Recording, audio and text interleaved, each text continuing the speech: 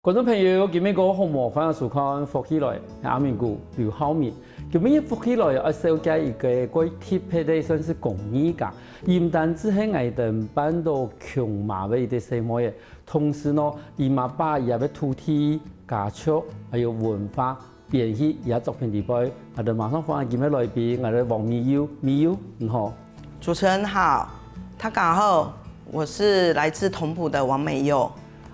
美優，其實是貴方向來到我哋現場。其實吼，我哋美優啦，吼，我哋係優的啦，柚子，吼，我其實認識貴久的，但是哦，吼，我從來唔知呢個行業，因為以前從我同阿講華語啦，同阿講好羅話，一直到有一擺吼，我睇嘅時間，我睇嘅現存嘅附近嚟做一啲調查，尤其係玻璃嘅時間，然後伊都同我講，老師，我係同埔人呢，伊講我係講唔係同埔人啊，我講你行業下。你講也行業來，美優啊，給人提供，我現在知道你是客家人了哈。那因為同埔算是我們比較少接觸的一個村莊，那你又是同埔人嘛哈？那所以說我們當然一定要先問一下，你小時候的同埔是什麼樣子？你還記得嗎？小時候的同埔呢，就是一個以農業為主的一個村莊。那小時候住在阿嬤家的時候，他們的建築物是四合院。那我們有很長的那種廊間的那個建築這樣子。那小時候的記憶就是我們的廟宇就是會供奉三山國王。然後他也是就是移民的一個守護神。那小時候最基本的就是只有在稱謂上。會就是彼此跟長輩有一個就是稱呼，會用客語這樣子。譬如說，把妹啊，就是那種就是叔婆啊，或者是阿伯、叔叔這樣子，類似這樣簡單的一個稱呼。那基本上我們平日的話，就是都沒有客語的對話這樣子。哦，你剛剛有提到就是說，等於如果。佢度位對話都冇誒，好，那講很偏遠，比如說伯妹，好阿伯，那爺爺奶奶怎麼叫？也是都用華語叫阿公阿嬤這樣子。阿公阿嬤，對。然後伯妹，可是你剛剛有個音很有趣誒，伯妹呀。我們都會有一個類似像對尾音上揚，伯妹呀。對。那叔叔呢？叔叔就會阿伯這樣。阿伯阿叔。阿伯，好，對，等於如果平常講法路已經沒得用客話講哎，那只有在稱謂上面還保留這一部分。對，那你跟你爸爸媽媽對話呢，是用華語還是用閩南語？閩南語或者是華語。好，那這一點我想要問一下，那個時候你知道你是客家人嗎？不知道。那你是從什麼時候開始知道說啊，原來你是客家人？就是有做計劃提案的時候，然後就是才慢慢接觸說，哦，原來我們是跟保利有淵源這樣子的。阿嬤從小她也是在保利長大，她是保利的女兒，然後嫁到同埔這樣子，還一個過程才知道說，哦，原來我們也是一個客家人的那個有血統這樣子的。但是問題是，這個問題你有確定去問你的爸爸媽媽嗎？媽媽是說是啊，但是她說我們就是已經都被漢化，其實也很難有根據了這樣子。是，可是其實還是有一問你啊，爸爸媽媽提過，其實伊點麼地方這個行業，但是因為睇長期睇的好容易個多地方變成如客話講唔到會講啊，但是如講好羅發出嘅。那你後來做計劃，知道說，其實保利同埔其實他們幾乎都是我們，不管是從嘉東啦，甚至是有些東從6堆其他的村莊移民過去的一個家族嘛，哈。那你後來發現自己是客家人的時候，你有沒有回去回想自己過去小時候的生活經驗裡面，是跟你後來學習到的客家是有關係的？其實就是會有一點連結，比如說可能就是我們會有元宵節有新丁版的過程啊，那種祭典啊，或者是媽媽從小她就是正安宮的孿生，我們就會有執事日的時候就會有沙盤的那個乩身會去指示，然後就會用沙盤的那種寫法，然後也有那個就是說出來寫出來的東西的那個唱聲啊，然後導師之類，就是有那種文化的底子這樣子。哦，古時其實但還是有拜神的一部分，但是拜神殿的是當時你們拜新丁的時候是在哪一個廟？是三山國王廟，還是說你們有另外搭一個府場？我們是正安宮的廣場，是，然後會有就是主神山國王因個喜歡的文書，然後我們還有拜關聖帝君，是，然後就會一起辦，然後就會有婆婆媽媽會到廟裡那邊做那個櫃，然後那個櫃就會有很多的形式，就會有大家都很忙啊，然後就很像就是很熱鬧這樣，就會在同時也會有那個宮炮城哦。也會有宮炮城啊？是，哦，真的，就是你在元宵節那個時候，那我們小時候都會期待說那個炮城被丟了，然後炸開，然後裡面的那個零錢全部掉下來，我們大家就會衝上去一起撿，這樣還蠻有趣的。我問你，那個時候你幾歲？你幾歲的記憶大概有到這些？小學1、2年級開始，所以說大概在20幾年前都還有啊。對，好，20幾年前您的記憶裡面其實。例如做神殿，還有講拋傘，那你還記不記得到什麼時候它就沒有了？其實都是一直有這個活動，只是說現在我們就是長大一點了，就是慢慢的這些活動就變少了，但是偶爾也會就是還會重新就是把它拿出來辦理，可能就是3、5年這樣子才會再辦一次，就不會說每年都有宮炮城這個活動這樣。剛你們拜神殿的時間，那個時候拜新丁的時候，會把村莊裡面的土地公請回來嗎？你有這個印象嗎？沒有這種印象那大部分都是交給文書，就是我們的三山國王，他去做主這樣子。了解。幾乎沒有看到他有請伯公這一件事情。這樣。你那邊有伯公嗎？那邊還有伯公嗎？沒有。所以說其實，在同譜。大概就是寫土地公的嗎？還是說其實也沒有土地公這樣子的？有土地公或者是萬應公這樣子而已。是，對。但是沒伯公這樣子的一個形式。那伯公這件事情，因為我記得後來你有參加過一些客家的文化研習嘛，後來你有接觸到所謂的客家人的伯公這個概念？有，它就是像一個象徵性的一個圍起來這樣子。是。然後就是有一個石頭還是怎樣的一個造型這樣子。我就覺得蠻有趣的。其實等於說，其實時間沒有很久，大概20年前，你們還是有拜神的，還是有那個。但是第二個，其實我比較感興趣的說，你們剛剛有說正安宮是不是？說到正安宮，它是另外一個廟。我們同埔只有這一間大廟。那跟三山國王廟是同一個嗎？同一個。所以說三山國王廟自己本身也叫正安宮。正安宮裡面的1樓就是供奉三山國王，是，對，然後3樓是關聖，2、3樓是關聖帝君，是所以說它主廟叫正安宮，但是它1樓是供奉三山國王，但是拜新丁的時候其實是三山國王為主神嗎？好，然後你剛剛有說你媽媽是鸞神，懶神吶，好，她媽叫懶神，然後你剛剛其實講了一個現在都還有在做叫做魁幣。就是你剛剛說的問世，在一個沙盤上面有2個人拿着一個像是像拐杖一樣的東西，然後在那邊畫，然後隔壁有一個人在翻譯他們畫出來的東西，對不對？你有看過啊？我有看過，也是在小學那個時候嗎？現在還有。現在還有啊？而且他們都會用毛筆寫。要用毛筆寫，已經不在沙盤上畫。他們用沙盤寫，但是唱出來的是，懂，就是記錄生他會用毛筆。然後他們還有所謂的導師，就是指導他們這一件，就是他們指示的這些詩詞啊，或者是意涵啊，就會有導師來做翻譯。我問一下現在這些以我們來講的話，以亂的筆神吶，然後以這些文筆。那他講出來的話是現在是講客語嗎？沒有，他就會用台語去把它閩南話去把它念出來。所以說寫的時候也是 OK。那個老師把它翻譯出來之後是用閩南語在講了。對，你小時候聽的也是閩南語？是。OK，但是其實孿生這個概念蠻有趣的。但是孿生這件事情是你們整個同埔都是孿生嗎？還是說要去經過一個儀式才會變成孿生？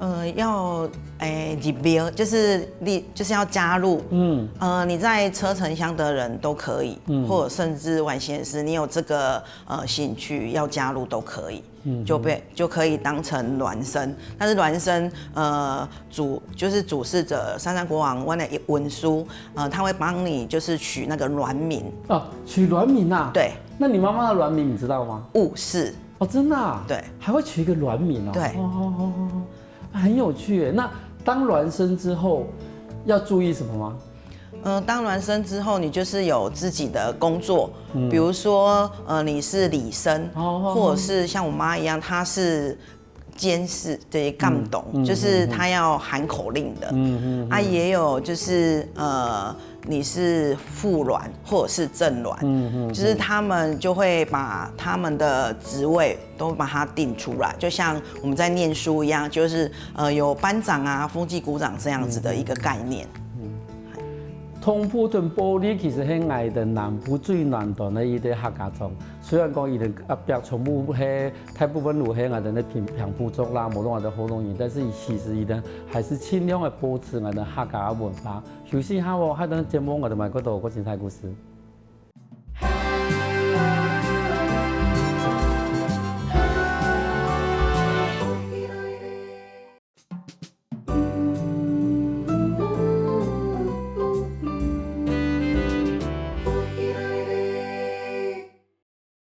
不要古來福起來嘅，上節目來自我哋同埔嘅黃美優嘅來到我哋現場，同我分享講伊完成喺同埔嘅生活。就想問一下優啊，因為其實睇我哋節目一開始嘅時候講你係搬到瓊麻嘅摸嘅嘛，哈，就等於是你很早就接觸瓊麻，那是不是跟大家講一下，說瓊麻大概是一個怎樣的植物啊？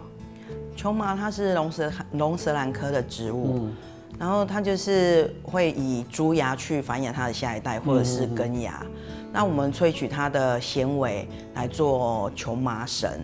那早期的話，它是用在我們的戰爭的時候，就是可以就是綁那個船的纜繩。那慢慢的它就是被尼龍跟塑膠取代，那因此而沒落。那小時候的記憶呢，就是我爸爸他們是做瓊麻的中盤商。他就是要帶領一群人到山上去割麻，然後割瓊麻之後呢，把瓊麻的那些綠葉呢就送到採鉛工廠，那去讓採鉛工廠去採鉛。那爸爸他們就是大部分的時間都會在山上。那早期的話就會1、2、10甲這樣子的去割瓊麻。那他們很少跟我們一起生活，幾乎他們的工作時間都在山上。那他們也會在山上搭工寮，然後去那邊煮菜啊，然後生活工作這樣子，然後可能久久會回來家裡面一次。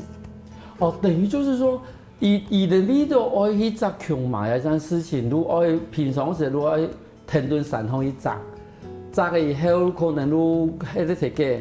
摘開以後，那慢慢的古了。所以說，小時候你幾乎看到的爸爸，都等於是久久才會看到一次他。是，他們就會在山上差不多半個月、1個月。那他們要上山的時候呢，都會去市場，把他們的食物、菜啊，或者是一些日用品啊，會把它全部幫那些工人準備好，然後一起再到山上。那等那一區的瓊麻割完，他們才會再回到家裡面。等於如果其實唔過萬些時節，如已經對於瓊麻來講，對你來講，等於係一個生活裡邊會重要一部分的嘛，哈，等於就是在你的小時候成長的過程裡面，你就等於是跟瓊麻就是有關係，因為你家裡面就是割瓊麻的。然後那割下來的瓊麻呢，它是怎麼樣去運給所謂的採鉛工廠？他們麻農會把它割成一小把，差不多12片為一把。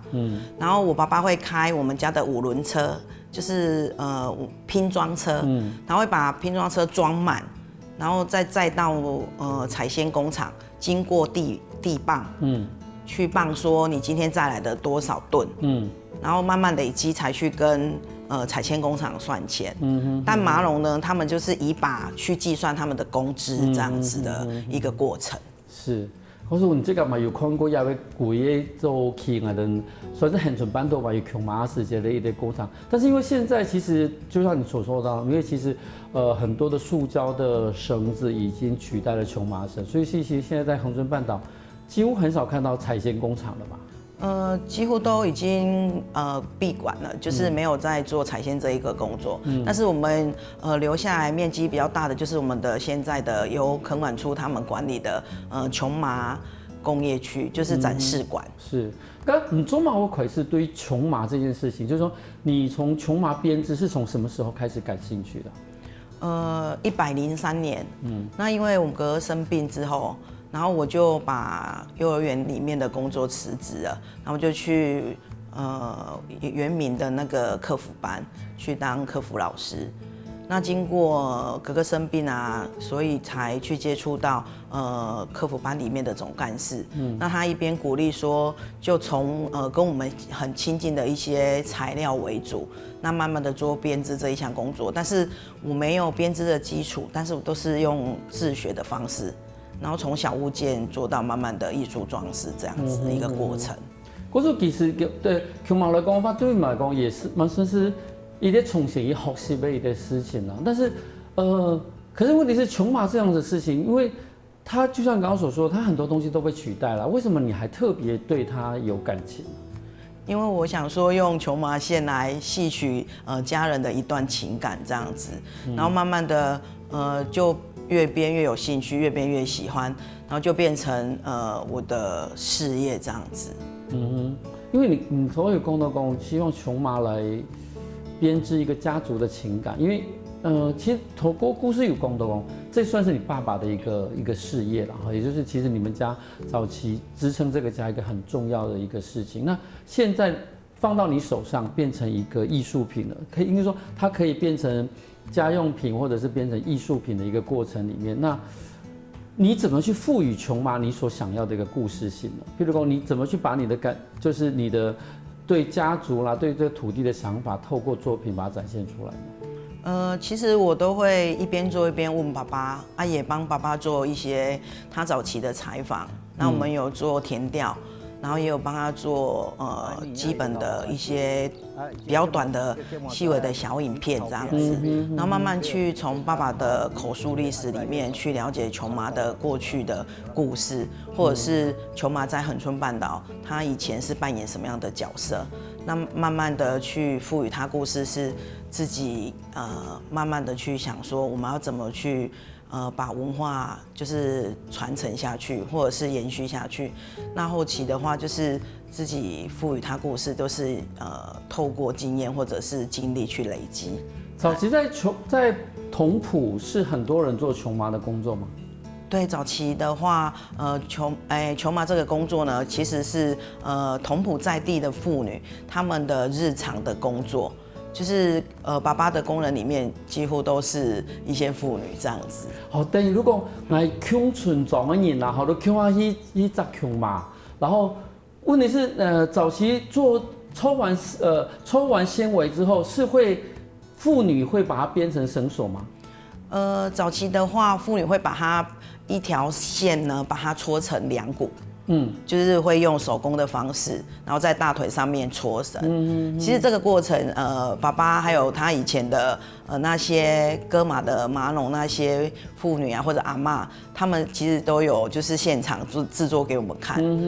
我們都有幫他做一些記錄，這樣。等於如果其實我們講洗房出來以後，會做家庭代工啦。做瓊麻束，你提到卡細末都可以提到卡做家庭代工。它就是一股這樣子的很散的細線。其實瓊麻它一片葉子就會量產出一小撮的纖維。對。但是要讓它集中變成一條線，是要搓繩。對。然後再理繩，然後理完之後要把它搓成你要1股或者是2股，或者是甚至更多這樣子，要看廠商他想要的需求這樣子。可是你本身有天數工嗎？你小時候有幫忙過嗎？我小時候麻繩沒有幫忙過，但是會被帶去瓊麻山上。為什麼？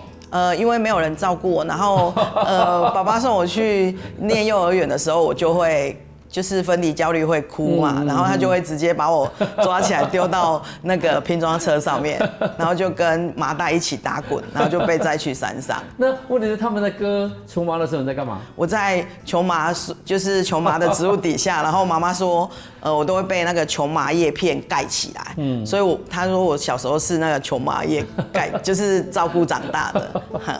可是真的是你對瓊麻的感情來講，甚至是同其他羽毛共用。那上面講瓊麻葉的材質哈，以這個的特色是什麼？它的特色就是它是一個有針有線的一個植物。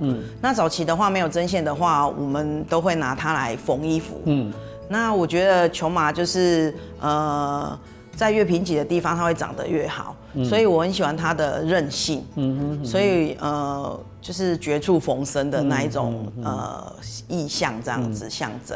但是它做成一個藝術創作品的材料的時候，它算是一個好處理的材料嗎？現在是工厂給我們的材料，它都已經捏完，就是正常的一個跟麻繩，就是黃麻繩或者是塑膠繩一樣，就是一條繩子。那我們只要去把你想要做的形態啊，或者是你想要變成怎樣一個功能性的一個袋子，那我們就算好它的線的組數，然後跟你要編的紋理，其實就可以去完成一個袋子。那你這個蠻記得講，譬如講你小的時候，像麻繩這樣子的一個工具，除了是當纜繩之外，日常生活裡面什麼時候會看到麻繩袋？什麼時候看到麻繩袋？就是要住在海邊的海女，她們要下海去，可能去採集海菜，或者是收集一些螺貝類的時候，他們會把它做成草鞋，然後防滑。那也就是比較耐那個鹽水的侵蝕。那更早期的話，就是可能会做成是那個袋子，就是一條繩子，但是沒有塑膠袋嘛，他們就會把豬肉串在那個繩子上面，對，然後就吊在腳踏車那邊，就拿回家這樣子。但是以前貴兄貴少看到把它編成以前很少看到把它編成袋子，當成是我們的購物袋的哈。很少，我就是公益新創的意思。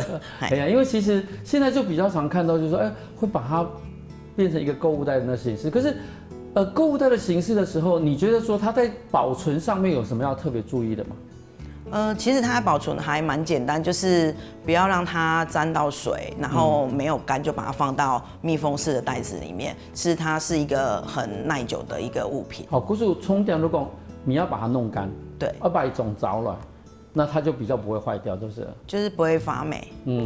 就是，但是它其實要乾也很容易啊，就是太陽上曬一曬就差不多就乾了。對啊，就是比較通風的地方，然後放着陰乾也可以。畢竟它就是一個其實是活生生的東西啦，所以說它其實只要有水分的話，它就很容易會發霉，不像一些塑膠，其實它本來就不是一個生物形式嘛，所以說也是不發起怎麼樣用啊。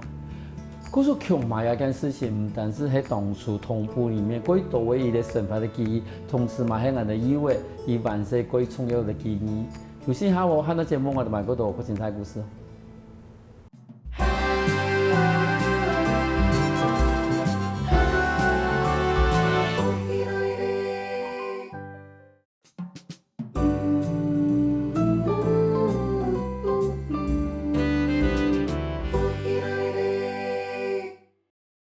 放古來福起來嘅，所以網絡真係同步嘅網民以為嚟當嚟現場，可能分享過伊當初做乜我接觸到我哋嘅瓊麻。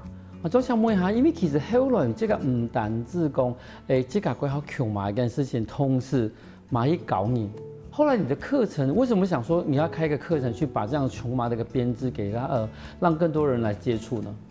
因為我想要讓更多人認識我們恆春半島的瓊麻，因為以前它滋養我們整個半島的居民，有4個人就有1個人做瓊麻業的割麻的麻農。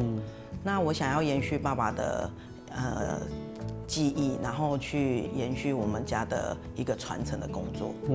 但是你等於如果你這個算是瓊麻學胎摸的啦哈，瓊麻養大的小孩，但是你應該還用一種新的方法。一種新的編織的方式啦，新的去重新去面對瓊麻的一種方式，然後你希望說把這樣子的一個課程去推廣出去，大家的接受程度怎麼樣？其實大家看到袋子的時候都說很美，但如果要叫他們編出來編的時候就覺得很辛苦。對，怎麼說呢？因為他們覺得看到那些紋理啊跟線的多寡大小啊，他們就會覺得很卻步。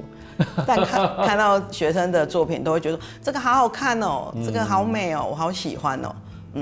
那覺得還蠻好玩的這樣子，然後就會有一個挑戰的心理，就是想說，可以讓大家都來嘗試編織的樂趣這樣子。因為呢，底貢你這個以前有做過很多很特殊的作品嘛？因為我的印象很深刻的是，我記得你好像以前有送過我一個，上面都是串那個手工皂。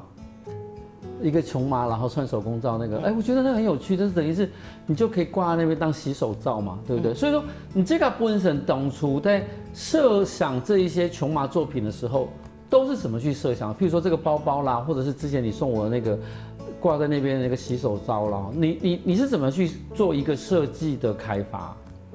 其實都會想過說，它可以就是被日常所用，這樣子你設計出來這個東西才會在生活上，就是讓它有跟生活串聯，然後會被常拿來使用，這樣子才有那一個工藝的價值。等於說他不會講不用買總貨都不用提給好看了用，好至少你從此還可以用。譬如說你今天帶來這個袋子，這個袋子你當初期待它的一個做法是用處是什麼？其實我當初期待的是把恆春三寶放在裡面哦，對，是，那就是把我們在地的三寶之一的洋蔥布藝，就是染布，然後跟港口茶，然後就是讓去到恆春半島就是旅遊的人可以將三寶帶回家，讓我們的文化走得更遠，這樣子。我覺得這個就是一個很大的問題，就是說，你說的功能跟其實我們去恆春或者去墾丁要用的功能。其實沒有相同，沒有。你看到，因為其實你的說法其實就是很在地的說法，就是說希望這個袋子啊，能夠把恆春三寶帶回去。我把講一個故事了哈，因為以前我在做開發那種大蜂巢的沐浴包的時候，我媽還做了一個toy哈，一個束口袋，用算是最原始的胚布，然後我也是請老師用浮木。用大蜂巢也有，然後用另外一個藍染了3種顏色，然後去包我的那個包裝品。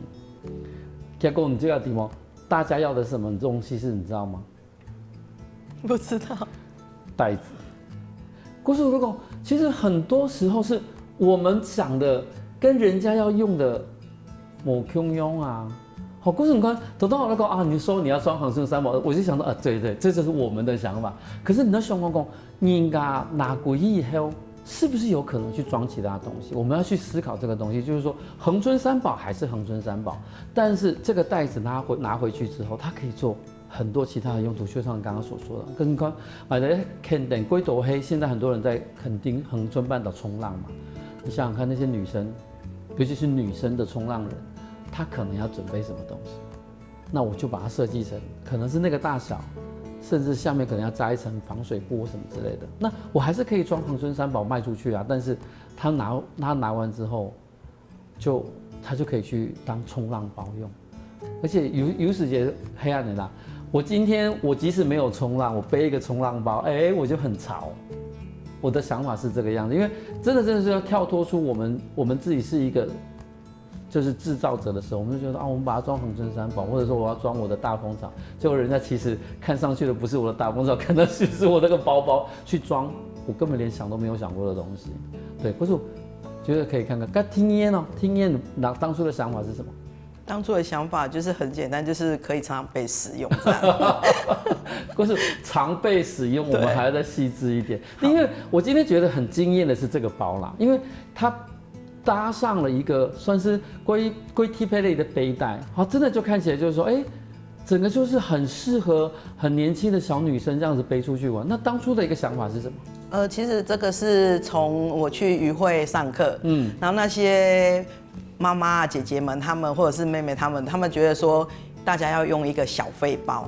就是可以，跟剛剛你講的，就是可以裝小物，對，所以就是就把它編織成這樣一個一個小袋，這樣，很適合就是時下的女性這樣。其實我會發現到講，因為你這家的一種設計，比如瓊麻這種東西，本來從以前那種民生，哦，可能讀書的啦，做粗鞋啦，這種民生法裡邊會用的東西，但是現在變成一個非常實用，但是也非常時尚的一個東西。那未來呢？未來你還有什麼樣的想法嗎？未來有一個想法，就是如果有一個就是可以被看見的平台，我希望就是恆春的在地的婦女，可以讓我們一起就是努力去創造瓊麻的作品，讓更多人看見瓊麻編織的一個藝術裝置或者是藝術品這樣。可是我們會希望講，其實和一般瓊麻作品也變成就像以前我們說剛剛有提到，就是說啊，我們以前的同譜的家庭的代工就是去搓瓊麻手嘛哈，但是現在希望大家能夠有一個代表的東西，就是瓊麻編織的袋子，然後也變成是一個大家可以去選購的一個方式。其實我貴上的門道一定我做一些頭痛的有門道門，因為頭痛有講到講，其實你有一段計劃裡面，其實在記錄爸爸過去的瓊麻的故事，跟你也去訪問了你的奶奶，就是那個時候大家去做瓊麻所的故事。為什麼當時會有這樣的計劃呢？其實就是剛好有一個因緣際會，然後就是有計劃去輔助。那我想說，如果這些都沒有做記錄的話，它會慢慢的流失掉，也就沒有人來做這一塊的記錄。那剛好就是我們有自己一個協會，然後我們就邀幾個就是志同道合的一些朋友，那我們就慢慢來做這一類，就是類似可以傳承啊，或者是說可以把地方文化做記錄這樣子。那當初在做這個記錄之前，你有聽過爸爸講說這段故事嗎？其實爸爸都會覺得說他是白手起家，然後女兒你在做這一件事情的話，他覺得不可能。他一直跟我就是講說，怎麼可能會把瓊麻再翻轉，然後再讓綠金重現？不可能。所以到我今天走到這樣子的一個成績，其實他還蠻欣慰的。他也覺得說，他有空如果需要他幫忙啊，或者是他能夠跟我們一起上課，他都很願意就是投入這樣子。所以說。瓊麻後來開始就是說，應該說塑膠繩取代瓊麻繩之後，其實瓊麻的算是採絲的一個工作已經在恆春半島就慢慢的就越來越沒人做了嘛。所以說那個時候爸爸就有改行嗎？還是說就後來就退休了？爸爸那時候就改行種洋蔥，因為所有的面積種瓊麻面積就是縮減嘛，那所有的那些田地啊。都是拿來種洋蔥或者是種西瓜，就是慢慢去轉型，甚至也有農民種火龍果，幾年前的事情民國75年就完全沒有做麻業這一個事業了，就是沒有割麻這一件事了。75年大概就這是30幾年，30-40年前，今年114年嘛。對。所以說，等於就是說，其實在這個30-40年，後來爸爸就改做變成了種洋蔥的一個洋蔥農。所以說，你當初去訪問他以前年輕時候的工作的時候，他的感受是，他都會覺得說很辛苦，不要再去提那一件事情。但是他也有覺得他很風光的時候。他說當時他還就是很像在挑金一樣這樣。真的哈，對，而且你看他帶了一群工人一起上山去，因為你看，然後你看要那麼久才會回來一次哦。以年輕的他來說，其實那個時候的收入算是非常不錯的。那個時候你訪問阿婆呢？阿婆他們小時候就是年輕的時候也在整個同埔在那邊搓麻繩，你應該沒有這個記憶了吧？我沒有這個記憶，但阿婆她會覺得說，過去的生活很苦，你不要再訪問我這個了，這樣。為什麼？為什麼？因為他們覺得以前小孩子很小就會要跟孩子們分離，然後他們都沒有把重心放在家庭裡面，都是一直要往山裡面去割麻。他們覺得那一段生活或者是那一段工作，對他們的心裡面就會有虧欠，對孩子沒有好好的去照顧，這樣子。就像是你啊，你小時候就在瓊麻業裡面。對。可是，在那樣的訪問裡面，你有去訪問同埔其他人的家裡面嗎？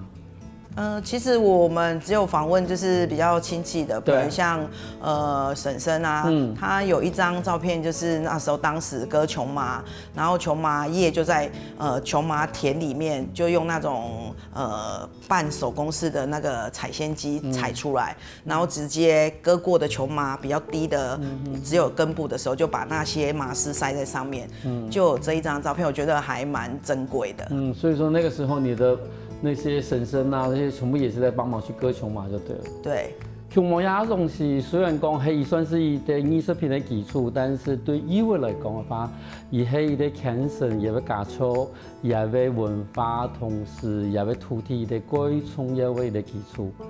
今日感謝我的醫衛來到現場分享那麼多精彩的故事。謝謝主持人，感謝大家。